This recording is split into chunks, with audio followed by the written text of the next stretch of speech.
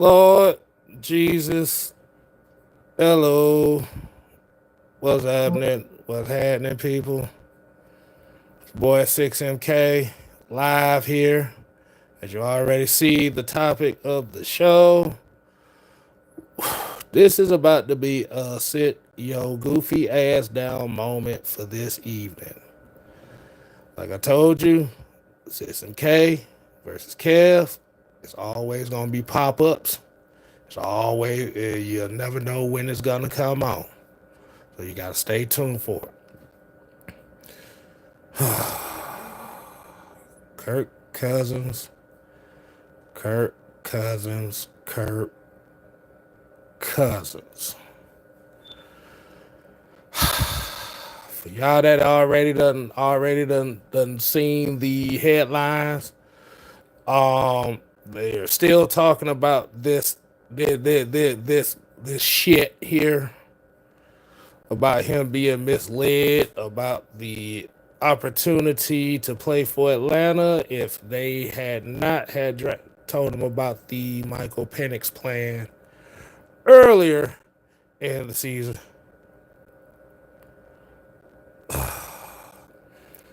Yeah, I'm tired from work, but I'm about tired of this shit.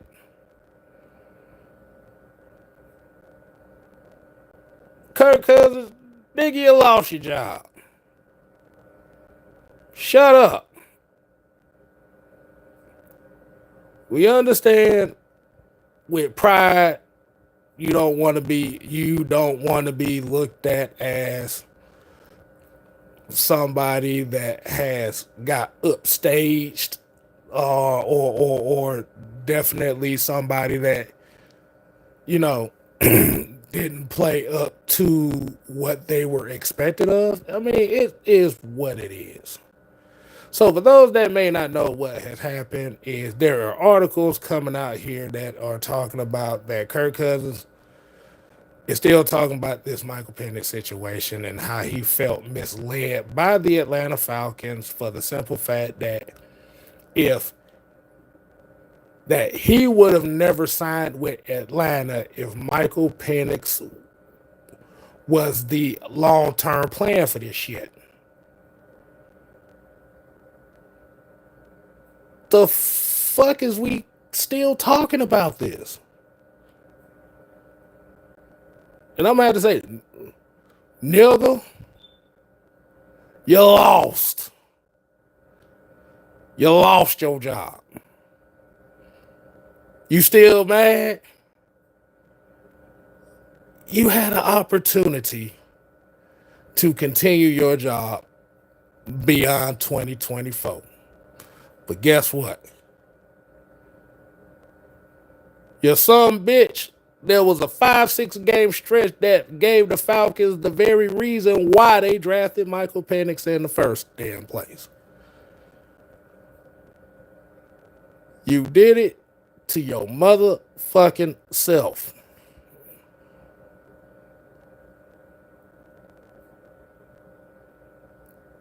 We're going into 2025 with the Atlanta Falcons with a fresh start.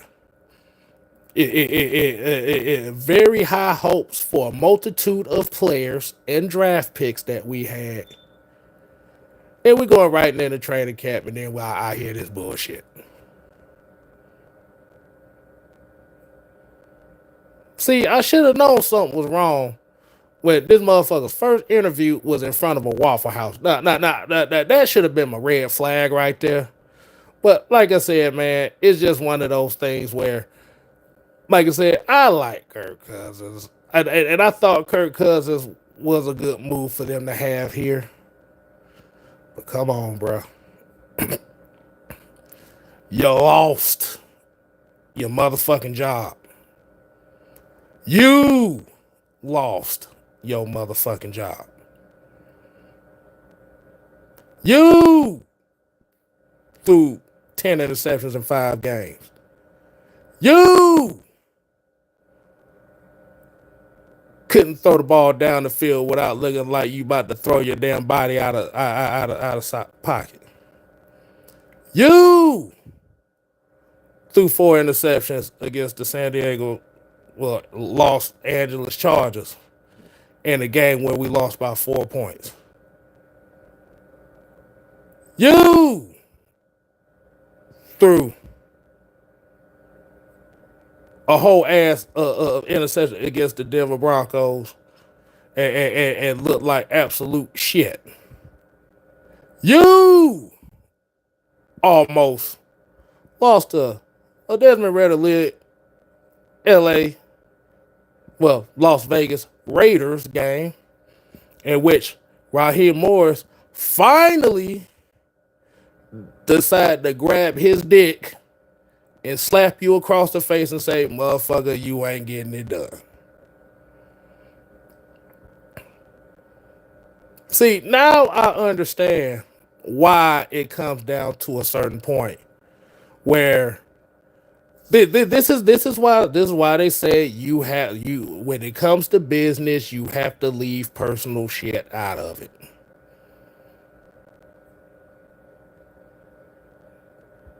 See, keep trying to tell y'all. Raheem Morris promised Kirk Cousins him starting. Terry Fontenot wanted Penix. And for the love of good googly moogly, hold on, let me wind down, let me feng shui here. Nam this day.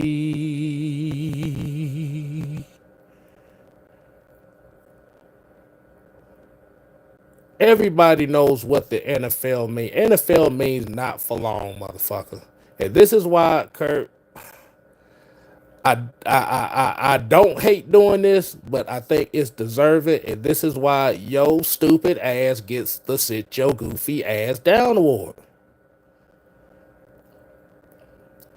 Do I need it? I'm gonna ask everybody coming in. Let's see who's all in here. My bad. I haven't even gave shout out to people that's in here.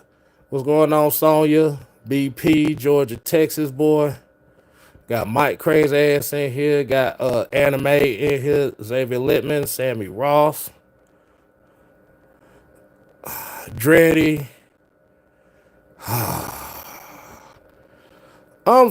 See. This is the side of me that I don't want nobody to see.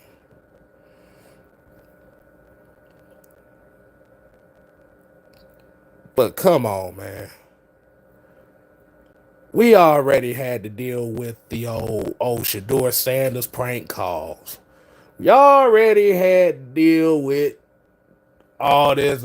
We got the Julio Jones bullshit we got to deal with. And we continuously seeing this shit.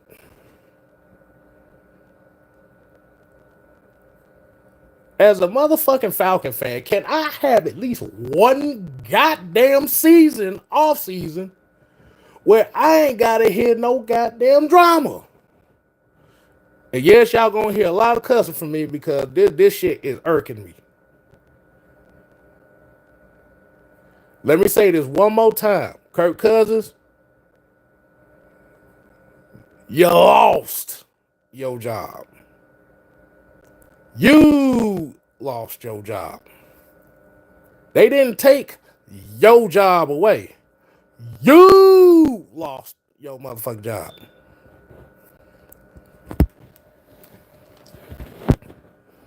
And instead of taking your guaranteed money, chilling, and saying, okay, I failed in my duties, but let me be of a service and help this young buck become the best version of himself, not just to help his career, but to put some stamps on my resume just in case if somebody else wants to look at me as a bridge guy for another team.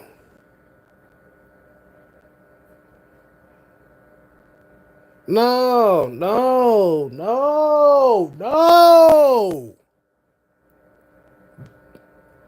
This some bitch right here is still pissed off about, you know what?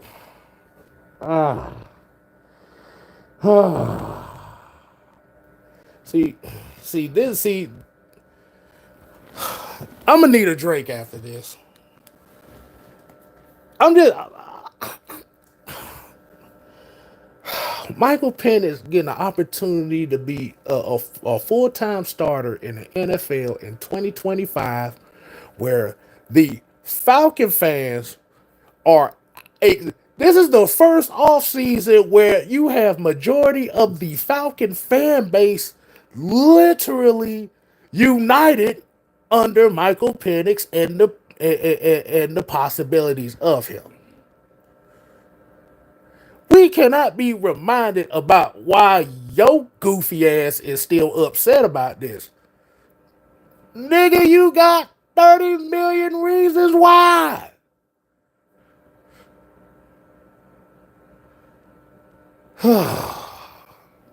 Why? Why? See, I didn't think I was gonna get on here and let this shit off my chest. Kev, what do you think about K-Style? Damn it, I'm sitting here talking to both of my guys. You know what? Nope.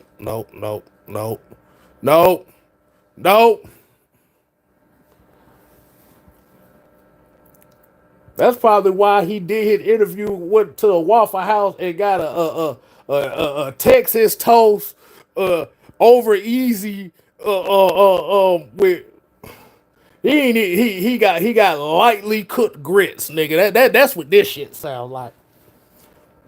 Have y'all ever had runny grits? This is what this shit look like right now. That's why I'm gonna call Kirk Cousins now. This motherfucker is runny grits. You know, most black folks, you know, we like our grits that have some kind of stability to them. Nah, this motherfucker want porridge. Motherfucker, I don't eat porridge. I eat grits. Okay, whoever you call it, shut the fuck up. I ain't got time for this.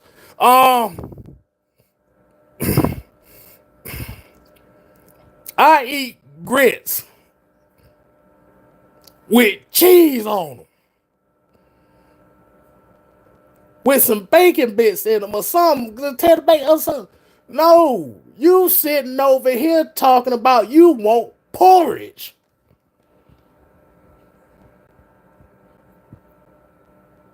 I'm not doing this. I'm not doing this. I'm not doing this. Yeah, butter, salt, something. No, this motherfucker want runny grits with no salt, no pepper, just water and grain.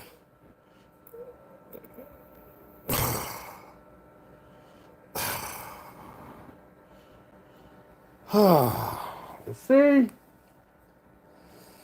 I know y'all didn't like Desmond Ritter like that, but I could at least tolerate this. I could at least, like I said, for me being a guy who was a Desmond Ritter supporter, and I am still proud to say that I was, I'd rather deal with that shit than this whole Real Housewife of Potomac ass shit we got with Kirk Cousins.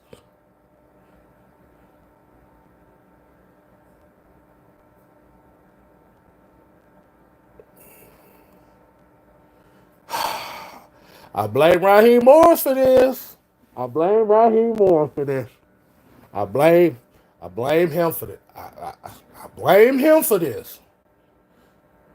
Because he told this motherfucker that he was going to be. You know what? You know what this reminds me of? And you know why this really doesn't surprise me, y'all? This is the same thing that Arthur Smith did with Marcus Mariota. This is the same thing. This is the same scenario being played. Why is this the same scenario being played with a different head coach and a different quarterback and a different rookie quarterback? I don't know.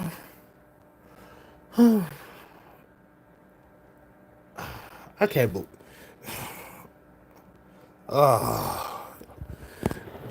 Okay, I'm gonna need y'all to start asking me some questions here, but I really don't want to continue to go down this tirade of absolute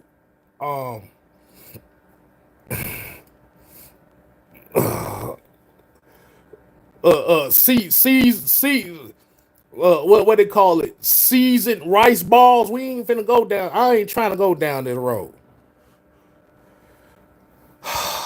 Jarvis, what's going on? Diamond, Dawood, 24K. I'm just so sick. I'm just sick and tired. Just can I have one off season? We already got to deal with the Kyle Pitts conversation already. And I keep telling y'all motherfuckers, Kyle Pitts will be fine, whatever the fuck conversation, whatever his role is going to be. This offense is fine, whether he catches for 1,000 yards or 600 yards.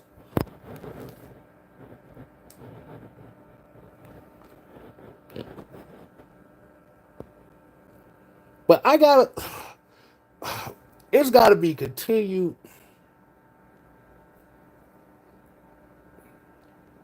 With a motherfucker that drinks Kool-Aid with bleach.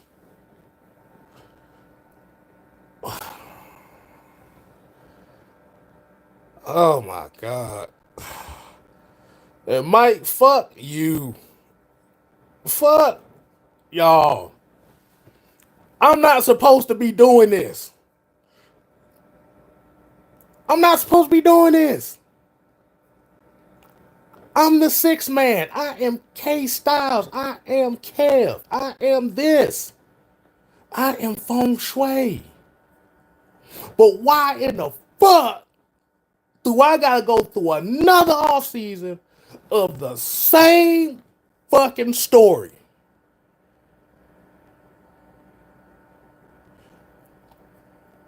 At this point, I'm like, man, I'm like, dude, you have the opportunity. If you felt a type of way, get your stupid ass on somewhere. Get your goofy ass on somewhere. Bruh, I will pay you $35, $40 million to get you the fuck away from here. That's a loss I'm going to have to take. But no, I can't leave, because if I leave, then it makes me look like the bitter veteran who lost his job to the motherfucking rookie who had high hopes and who had support from the fan base and the organization in itself. So, no, I got to stay here and at least pretend to feel like I'm cool while I'm sitting here being pissed off.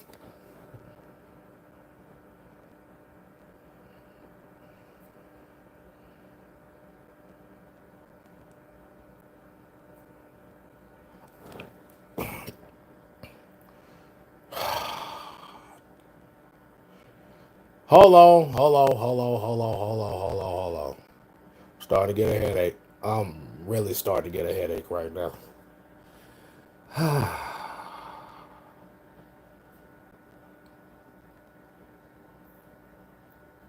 My nigga, if you wanted to be gone, if you felt that type of way, you could have just waived your no trade clause and said, I want out. Because your money was still guaranteed anyway.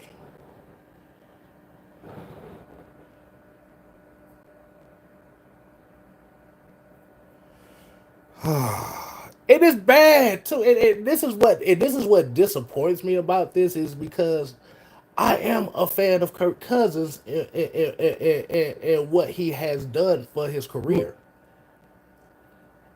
I understand what he is, and I'm in support of him being here for the right reasons. As of right now, he's showing that he's here for the wrong reason. And the wrong reasons becomes a wrong distraction. And a wrong distraction becomes, you know what?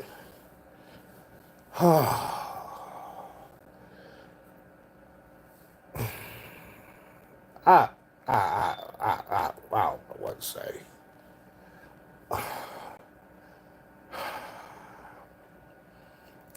And just getting over the idea of saying that, well, Kirk Cousins still being here is a blessing for us because we still have a veteran backup just in case anything happens. At this point in time, I'm more comfortable with Easton Stick being quarterback too at this point.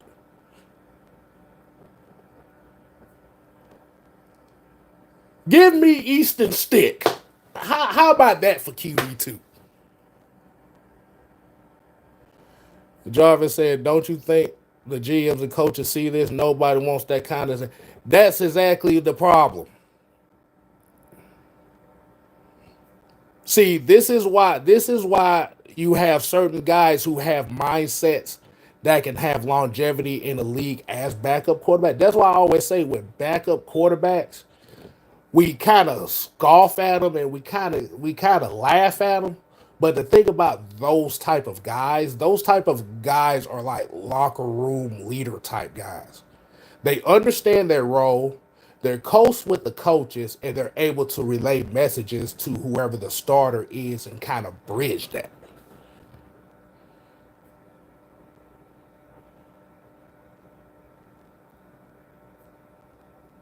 You want to know why? You want to know why I'm nicknamed the Six Man? Do y'all want to know why the real reason why my nickname is the Six Man in this group? Put a one in the chat if you want to know the reason why.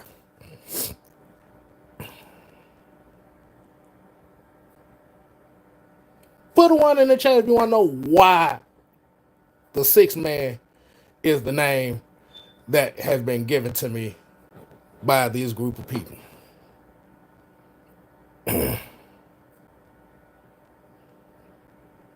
Hey, Diamond, D-Woo. See if we can get a couple more ones in here.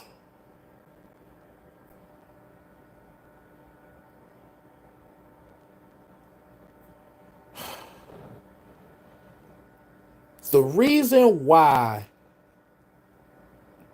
my nickname is the Sixth Man is because the Sixth Man is an integral part of a basketball team, but he understands that he's not going to be the star. But what he's willing to do is to help everybody else get better. The Sixth Man is essentially a backup quarterback.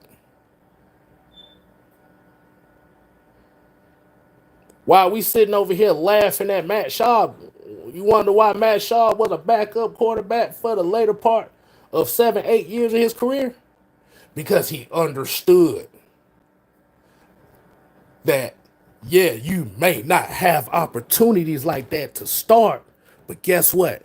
You're setting yourself up for not only multiple jobs at being a backup quarterback, but you're setting yourself up to get jobs within the coaching ranks.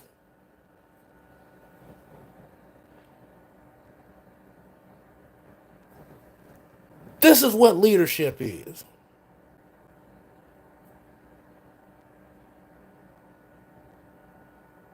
And at this point right now, and I'm about to get up on out of here in a couple minutes.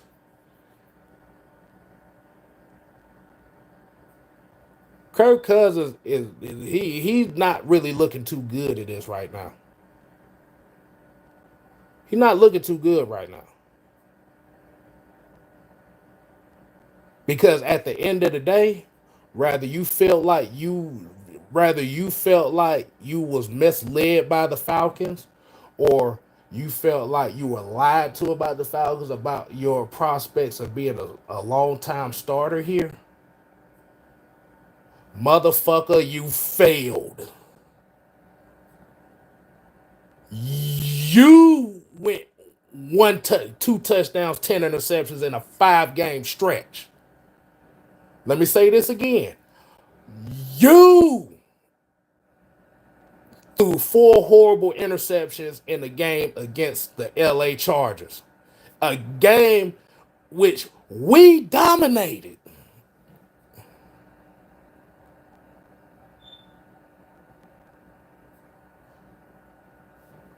You was taking unnecessary sacks. You. That's going to be the key word for this show for today. You. I want everybody to repeat to me. What is the key word for today's show? You fucked up.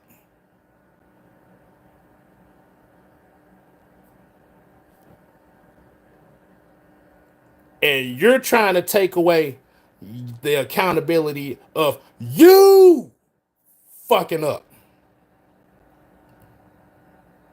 And trying to say, oh, well, the Falcons tricked me. I wouldn't have said.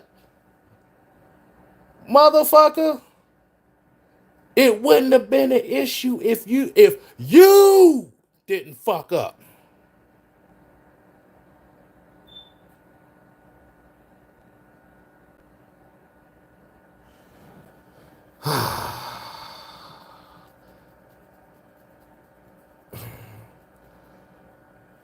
Well, I don't know what else to say. I don't know what else to say. My hamstring just gave out. Motherfucking arm killing me. I'm about to go get me a drink, y'all.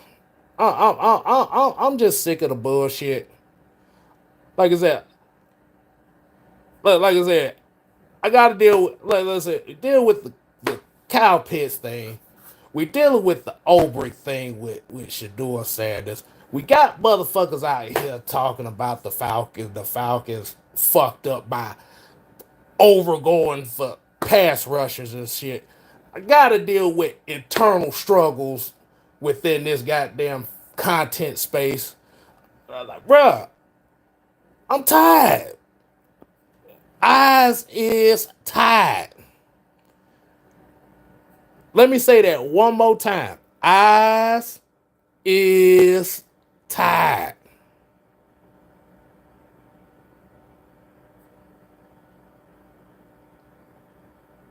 And that's all I gotta say.